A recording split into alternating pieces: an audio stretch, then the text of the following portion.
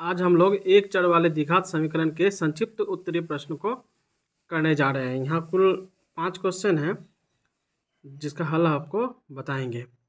सबसे पहले इसको हल करने के पहले आपको कुछ बातों की जानकारी होनी चाहिए जो मैं बताने जा रहा हूँ। देखिए, ये एक द्विघात समीकरण है।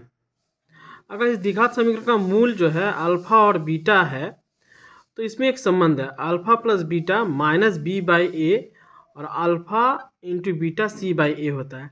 इसको हम आपको उदाहरण से समझाते हैं। देखिए, ये एक द्विघात समीकरण है तो इसका जो है मिडिल टर्म करने से हमारा ये आ रहा है। अब चूंकि इस दोनों का गुणनफल अगर शून्य है तो या तो इसका मान शून्य होगा, नहीं तो इसका मान शून्य होगा। वही नहीं है, वहाँ से हमारा एक्स का मान एक हमारा निकला 8/3 और एक्स का मान 1 निकला। तो यही जो है हमारा ये जो समीकरण जो देख रहे हैं इसका मूल है। तो देखिए, समीकरण का मूल क्या हुआ 8/3 एवं 1। अब एक काम करते हैं, मूल का योगफल करते हैं। जैसे हम मूल का योगफल किए, देखिए 11/3 हुआ। ये जो समीकरण है इस समीकरण को इससे आप तुलना कीजिए तो ए का मान हुआ 3, बी का मान हुआ, यहाँ प्लस बी है, ये -11 है तो बी का मान हो गया -11, सी का मान हो गया 8।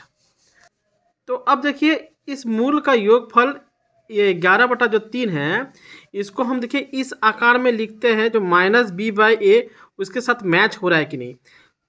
तो माइनस, तो ये देखिए माइनस लिख दिए। बी का मान क्या है -11, तो यहाँ -11 लिख दिए।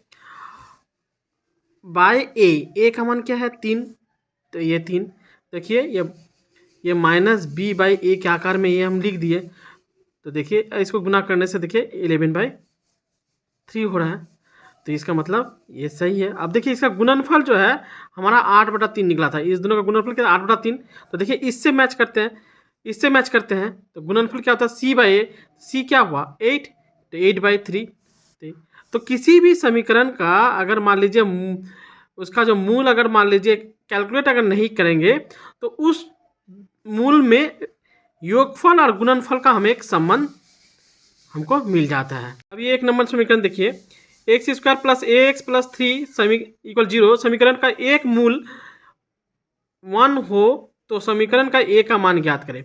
जब भी इस तरह का समीकरण रहेगा और एक मूल 1 है तो सीधे काम कीजिएगा x में इस 1 को पुट कर दीजिएगा, मतलब समीकरण में x² plus ax plus 3 equal 0।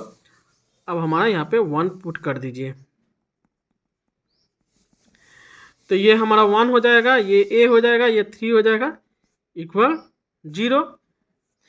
तो ये हो जाएगा a प्लस 3 और 1 जोड़ेंगे तो कितना होगा 4 इक्वल 0। तो a का मान हो गया -4। हमारा आंसर हो गया -4। अब देखिए ये एक समीकरण है। इस समीकरण में कह रहा है अगर एक मूल 2 है तो दूसरा मूल आपको ज्ञात करना पड़ेगा। तो इस समीकरण में देखिए हमारा जिसमें अल्फाबेटिक है उसको हम नहीं हम उसको लेंगे। हम लोग क्या जानते हैं अगर एक मूल 2 का है ना तो मान लिया कि अन्य मूल p है। अब देखिए हम लोग क्या जानते हैं, जो इसमें देखिए 2 प्लस बी है ना, इसको हम इस संबंध को हम नहीं लेंगे, हम गुणनफल का संबंध को लेंगे। ये तो योग मूलों का योगफल का संबंध ये वाला होता है x के साथ जो रहता है, तो हम लोग गुणनफल संबंध लेते हैं। तो हम लोग क्या जानते हैं मूल दोनों का गुणनफल मतलब p/2 मतलब इस दोनों मूलों का गुणनफल c बाई ए। c हमारा कितना हुआ 6 बाई ए कितना हुआ x² का जो गुणांक होता है 1। इसलिए ये 2 को इधर लेकर आइए, काट दीजिए 3। तो हमारा आंसर हो गया दूसरा जो मूल है वो 3 होगा। अब देखिए तीसरा जो सवाल है 2x² प्लस kx प्लस 4 यहाँ इक्वल 0 होगा। समीकरण का एक मूल 2 होने से दूसरे मूल का मान ज्ञात करें। तो अच्छा इसको भी लिखते हैं, मान लिया अन्य मूल अन्य मूल p है। तो इसको भी उसी तरह से कर देते हैं। तो हम लोग क्या जानते हैं, मूलों का गुणनफल, ये p और ये 2 का गुणनफल c/a होता है। c क्या है हमारा, 4, और हमारा a क्या है, 2। तो इसको काट दीजिए, तो क्या हुआ 2, और ये p 2 इस 2 किधर लेके आइए, तो हमारा क्या हुआ 1। तो आंसर हो गया हमारा 1। अब देखिए ये एक समीकरण है, दोनों मूल दे दिया है -5 और -7 है। तो a और b का मान ज्ञात करना है। अब देखिए यहाँ पे ये जो समीकरण का मूल दोनों जो है, उस दोनों का योगफल क्या होता है, -b/a। तो वही हम लिख दिए, इसको 1 नंबर समीकरण दे दीजिए। अब इस दोनों का गुणनफल मतलब -5 और -7, इस दोनों का गुणनफल हमारा क्या होता है, c/a होता है। तो 35/a। अब एक काम कीजिए, इसी से देखिए, ये हमारा माइनस माइनस प्लस हो गया 35, और इस a को इसके साथ रख दीजिए। अब a इक्वल तो क्या होगा 35/35, काट दीजिए। तो हमारा a का मान कितना निकला, हमारा a का मान कितना निकला, 1 निकला। अब 1 नंबर समीकरण से देखिए -5, अच्छा ये प्लस माइनस क्या हो जाएगा, माइनस हो जाएगा, -b, और a का मान क्या है 1, यहाँ 1 बैठा दीजिए आप। तो ये -12 -b, माइनस प्लस कट गया, तो b का मान कितना हो गया 12 हो गया। तो इसलिए आंसर हो गया a बराबर 1 और b बराबर 12। अब देखिए उसी तरह से ये एक सवाल है, इसमें द्विघात समीकरण 2 मूल दिया हुआ है, 2/3 एवं -3 हो तो a और b का मान ज्ञात करें। इसको आप वीडियो को पॉज करके आप लोग क्या बोलता मान निकालने का कोशिश कीजिए, उसके बाद ऑन करके फिर आप देख लीजिएगा आपके साथ मेरा आंसर मिल रहा है कि नहीं।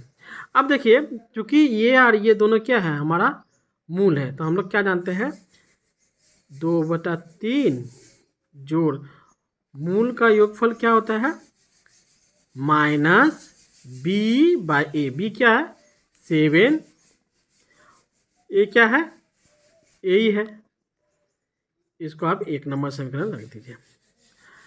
अब फिर देखिए इस दोनों का गुणनफल 2/3 गुना -3 का क्या होता है c/a। तो यहाँ c क्या है b है, b/a। अब देखिए 1 नंबर समीकरण से 2/3, ये प्लस माइनस क्या हो जाएगा -3 -7/a, इसका लॉस हो 3 होगा, ये 2 - 9 हो जाएगा -7/a। तो ये -7 हो जाएगा /3 -7/a, 7 7 कट गया। तो इस a को यहाँ से गुना कीजिए 1 से, तो ये होगा, इस 3 को इससे गुना कीजिए 3, तो a का मान हमारा क्या निकल गया 3 निकल गया। अब 2 नंबर समीकरण से, 2 नंबर समीकरण से क्या होता है देखिए, ये 2/3 ये -3 है, ये b/a। अब देखिए ये काट दीजिए, तो -1 तो -2 b, a का मान कितना है 3, तो ये इसका गुना कीजिए -6, तो b का मान कितना हो गया हमारा -6। आंसर हो गया a बराबर 3 b बराबर -6। अच्छा इस सवाल में यहाँ पे लिख दीजिएगा प्रश्नानुसार, प्रश्नानुसार यहाँ पे भी लिख दीजिएगा प्रश्नानुसार।